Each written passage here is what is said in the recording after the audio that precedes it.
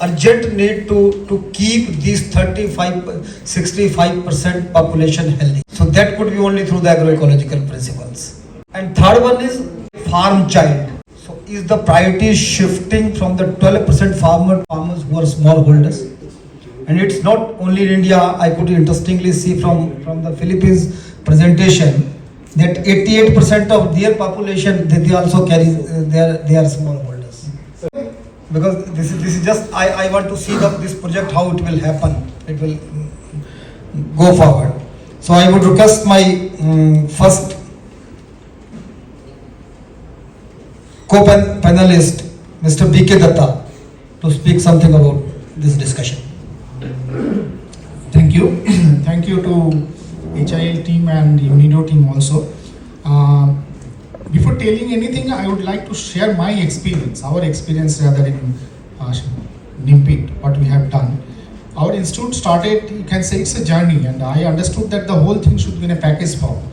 We started working in NIMPIT on biofertilizer initially. It was only two components, Azolla and blue green algae. But when we started working there, we realized that at the field level, there is no facility for soil testing. A functional system rather, I will say. So that soil test facility we established a lab with the support from Department of Science and Technology, and we started organizing events and delivering the service to the farmers. Today, our institute is having the capacity 10 to 15,000 soil samples per year to analyze. Until date, our institute, it's a very small in a village. Dr. Ramdev has visited. Today I requested Dr. Thapar also that please visit us. It's a small village type of thing. A research laboratory is there. In that laboratory, we could analyze more than 1.60 lakhs, 1.60,000, 1,60,000 soil samples analysis. Now we have the capacity to produce soil biopesticides also 10 to 15 tons per year, biofertilizer also. With UNIDO, we have, and Ministry of Fertilizer and Chemicals, we have worked with a NEEM project. We could establish NEEM villages in the villages in Sundarban area. After that, we could, the whole program evolved as good agricultural practices, which included that a farmer should have a soil health card.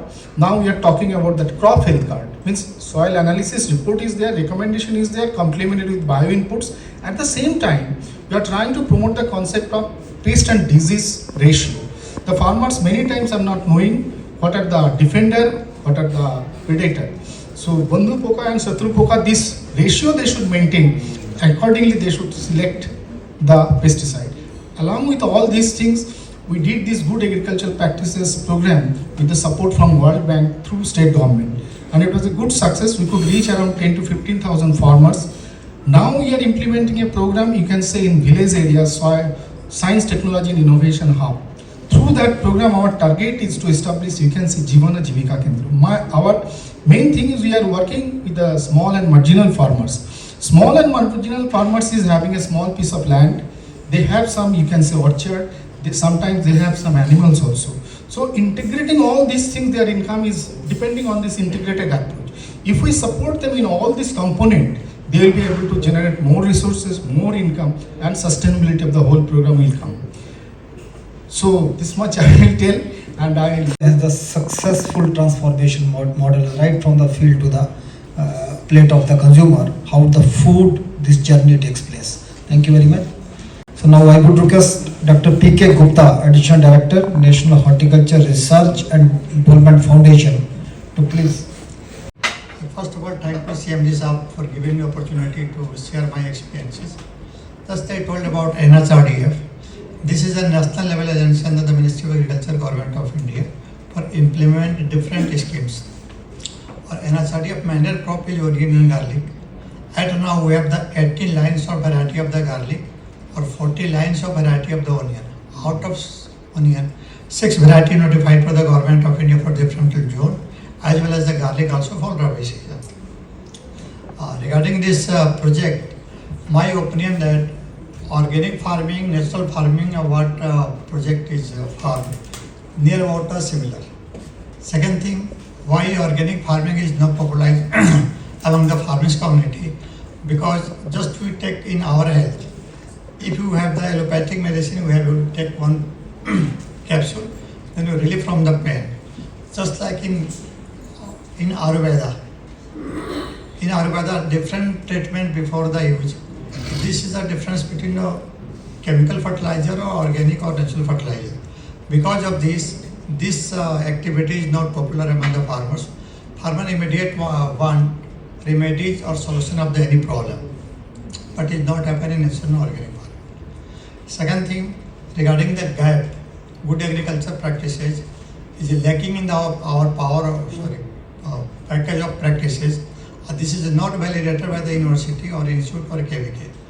When this matter is included in the gap, European gap is like Indian gap is different, then POB, then our project is going to success. Third point is in this matter, awareness about the organic matter or this project must be given to farmers field. Apart from the awareness, we have also conduct demonstration. Show the result, then farmer is easy to accept our component or whatever organic or neem products. In a small group of officers, they have in principle decided to separate the natural farming from the organic farming. Because for the small holder, it never matters how it is growing. It matters what is the profitability of the small piece of land. And if we would be able to cut the cost of cultivation of a small holder, that would add to the profit of the small farmer, and that would be possible only through the in situ preparation of all inputs which are required to grow the crop. So thank you very much. Honorable Chairman, then delegates, and of course thank to HIL for the invitation. If I say something now, that would be simply repetition of what has been already talked and discussed. But then I have come so far from Assam, invited, I have said here, so I cannot, go back without saying maybe one or two words. So that is the reason why I am saying, but that would be simply repetition of what has been discussed, what has been already understood. Then I feel like as the discourse of the, on the injurious effect of the chemocentric agriculture is getting intensified, the need for alternative agriculture or alternative approaches to agriculture also getting very much intensified. For last about the half a century, our research and policy initiative were primarily revolved around the green revolution technologies and those kind of things. So then of course from the last several years we have seen, as morning it was discussed very well, that we have started shifting, we have started finding alternative solutions, alternative approaches to agriculture, what exactly we have been doing for last maybe half a century after the green revolution. Number one. Then of course the requirement, the perspectives of those alternative agriculture are of course different at different level. Consumers' perspective is about, of course, finding the most safest food. Then for the farmers, of course, their perspective will be how to get the maximum income. They cannot compromise on income while adopting an alternative agriculture. But then at country level, of course, we have also perspective that we cannot compromise our self-reliance. So, very, achieved after very long, struggle. So that we cannot compromise. So that is the reason why I think lot much investment will have to be made. Investment in all respect. When I say investment in terms of research, investment in terms of policy support, investment on, in many different aspects. So that is what I feel, number one. And then, of course, as we have seen, of course, that investment has been made, research has been made, but that the way that we are doing, that is not, I feel, that is not enough. From the universities I have been there involved. So, and number two is, I mean, again in the extension, again, when we try to disseminate the technologies or try to disseminate this the alternative approaches of agriculture among the farmers, it is not that easy, I think, because unlike in the Green Revolution, why this, I mean, some part, of course, succeeded so easily, particularly the Punjab, Haryana, and west of India, because we all know, I mean, why they succeeded. But out of all those regions, one reason was, I think, I was involved with extension, and that's why I'm saying. So there in the the Green Revolution technology, the message was very simple and straightforward. What we had to, disseminate was that grow semi-dwarf varieties, use this chemical, nitrogen fertilizer at that time we talked about. So the message was very clear and very simple. But today, I believe, the message is not that simple. Now, when we talk about disseminating natural farming or organic farming, it is not that simple. So that's why, we'll have to invest very heavily on research, extension, then policy support, all those things will have to be there. And that is the reason why probably I believe today's discussion or workshop is so very important. And I of course congratulate HIL and those who have become the collaborator for this particular project. Then coming to Assam or Northeast, we all know that of course in Assam the use of chemical is still very low compared to many other states. In Assam, the average fertilizer use is of course just about 68 kg per hectare, below 70 kg per hectare, against about 160 kg, natural average. Then again, most of the fertilizer or chemical, whatever is used mostly in tea. If you leave, take away tea, then you will see that the use of chemicals or the pesticide is still very very low. So I feel to succeed in promoting natural farming or organic farming, Assam or Northeast could be a fit place, fit location for doing that. And my humble submission is, if there is opportunity, there is scope, Assam Agriculture may be made a collaborator for this program later on, if you feel like that, because there is enormous opportunity of doing this, promoting this kind of agriculture, alternative agriculture, because already, Assam, it is easy, because unlearning is not that easy, because in many places where you have taken up the program or the project, first you have to, motivate, encourage the farmers to unlearn and then learn these alternatives. But in our case, already agriculture is basically traditional subsistence, so unlearning would not be that much required. Little unlearning, of course, will be required, but learning would be easier, I think, like that. And then, because tea you have targeted in Assam, of course, as I told, that in tea, of course, we use good amount of, chemicals, pesticides and all, because it is an industrial crop, cash crop, so it is very much required. But then, we are trying, of course, from the Assam Agricultural University and all, we are trying to find bio-inputs, biopesticides, etc., to take care of the pests and diseases of all the crop, of course, including tea. But then that is not easy. In organized sector particularly, because you all know probably 50 to 55% of the total tea produced in the country is produced in Assam. And then out of this, total production, again, about 40% of the, total tea production comes from the small tea growers. Earlier, tea is a organized kind of, estate, organized cultivation. It is an industrial crop, but in the last about 30 years, 40 years, tea has become the crop of the smallholders also. Because you have a homestead garden, homestead land, maybe 1 bigha or maybe even half a bigha, you can grow there. You grow there tea. That is happening. But then, I'm sorry. Okay, just 1 minute. I think. Conclude. Talk a little more probably. Okay, just 1 minute.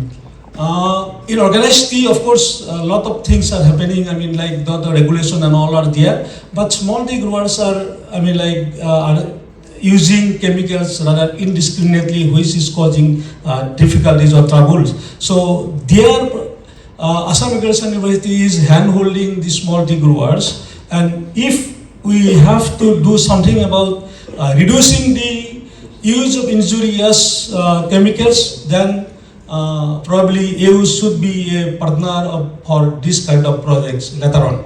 That is what I wanted to say. And of course, thank you very much. Kind of conundrum when we talk of the data. And this data speaks that if we put the half of the body in fire and half in the water, the average temperature would be normal. Do you remember that 16% of the Indian districts, they are using around 70% of the agrochemicals? The average consumption of the fertilizer in India is of pesticide is around 350 gram or 400 gram per hectare. But every year our consignments are coming back from outside.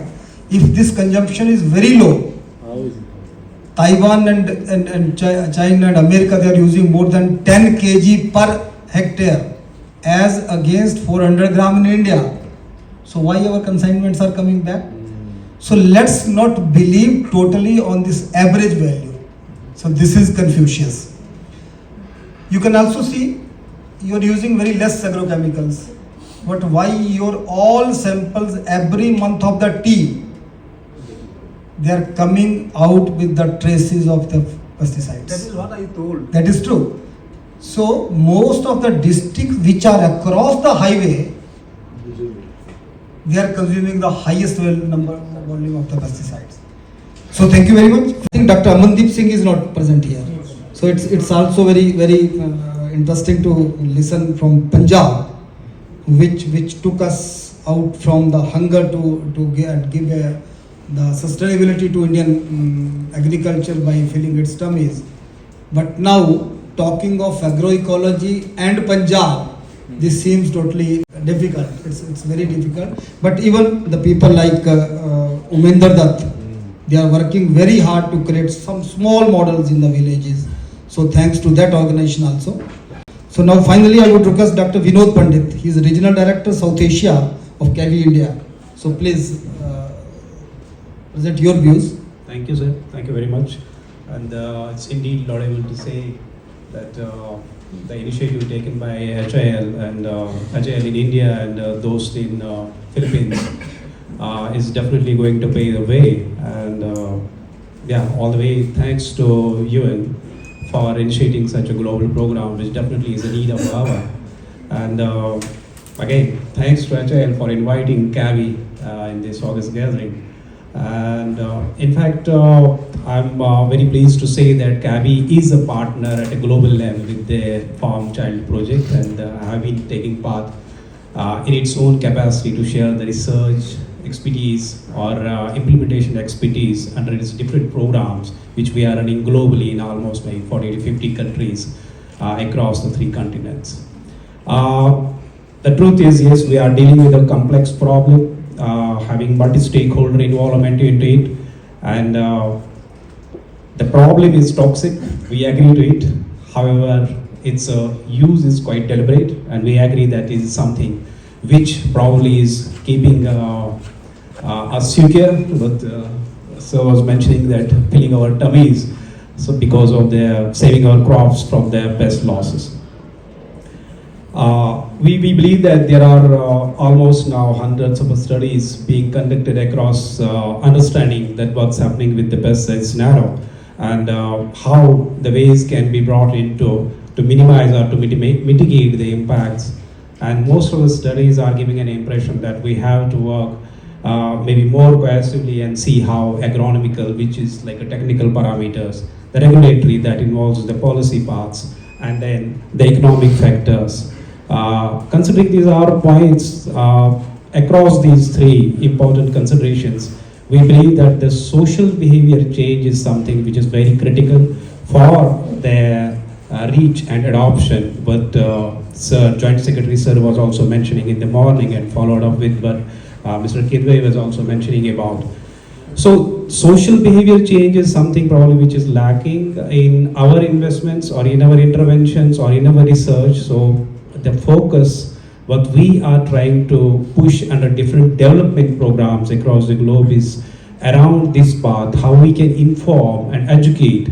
That has also been recommended by the United Nations different reports coming up, and how the information or the knowledge gaps can be plugged in so that the farmers or the users of the pesticides particularly can be educated regarding the different impacts or benefits or risks of the pesticides. We have global programs like Plantwise or a Plantwise Plus, wherein we are sort of replicating something similar to what we do under the FAO program of the Farmer Field School, but we are pushing a concept of plant clinics, wherein the extension agents, be it a non-government organization or a government organization or in a private organization, can have these plant clinics who are being, the plant clinics are run by people who are being trained on the different CABI modules, because CABI has its own rich expertise across the pest and disease management. So the training modules have been tailored in a way that it become more customized as per the end users use, working in different countries, be it in Africa or India or in Nepal, wherever it is. And the local agencies get involved into it and promote the idea of integrated pest management or alternatives to the chemicals, because we were discussing about the topic around the adoption, that the chemical pesticides are not being given up so easily by the farmers, whereas the biological inputs take up is less. But we have now examples what Mr. Ashish was also mentioning about, which obviously is very, I think these are the welcome steps which we should be probably promoting through different programs as well, to see how the biological agents can be adopted by the farming community. CABI has also launched a portal which is called as a bioprotection portal, which has an which captures the information based on the locally registered pesticides, so that the farmers or the end users can have an access about the registered product, so that we can avoid the spurious chemicals or maybe adulterated chemicals or fake unregistered pesticides, biopesticides being sold in the market. So people can simply access this bioprotection portal and get an information that what is legally registered in a particular country, be it India or elsewhere. And I think this bioprotection portal is online accessible across 40-45 countries, including South Asian countries like India, Bangladesh, and Nepal, Sri Lanka as well. Apart from that, CABI has also understood that there is a lot of issues around the extension machinery in the countries, particularly in LMICs or maybe least developing countries. So the extension machinery, because of the different resources, be it manpower or economic factors, the reachability is not that closer to the farmers. So we have started programs which are online, wherein people can access the different tools. They are both learning as well as the advisory tools. Learning in terms of how we can understand the pest diagnosis, pest management, and as well as the bioprotection aspects, soil management, integrated pest management, crop sprayer, and other vital tools which are online available, and once they are downloaded, they can be also used offline, so that the farmers can, at the remote places, can have also access to these tools. We are also promoting now, thanks to COVID, I should say, promoting the learning tools like CABI Academia, wherein anyone can register to these platforms and learn, say, 18 days course or 7 days course around the pest diagnosis, pest management, or bioprotection aspects. So I think under the dynamic leadership of Sir, at HIL, we believe that now the goals have been set up. We could see that they are very clearly mentioned here, and we may probably have maybe more closer interaction around the things that how we can bring into the global expertise and have this compliance with the international standards, as well as see that how the pest management approach or pest management plans can be thought in a way so that there will be a less pressure on a farmer or a user to use these pesticides. So I think the identification factors or the mitigation factors and the contingency plans probably will be something that would be need of the hour. With this, I stop here. Thank you. Just add one point. Throughout this Jivana Jiva Kendra, we are trying to organize a network of NGOs. Through these network of the NGOs who are capable to deliver the services to the farmers, it will add value to this type of program. Our target is to reach around 50,000 farmers. Thank you so much, all my co-panelists. Transformation towards the agroecology, towards natural farming. So we have to unlearn from the crop productivity to ecosystem productivity. We have to now plan that we will not export the 1,000 liter of the water with 1 kg of the rice. We have to remember that during 1947, our organic carbon of the country was from 1.5 to 2.5%. Now it has come from 0.3 to 0.4.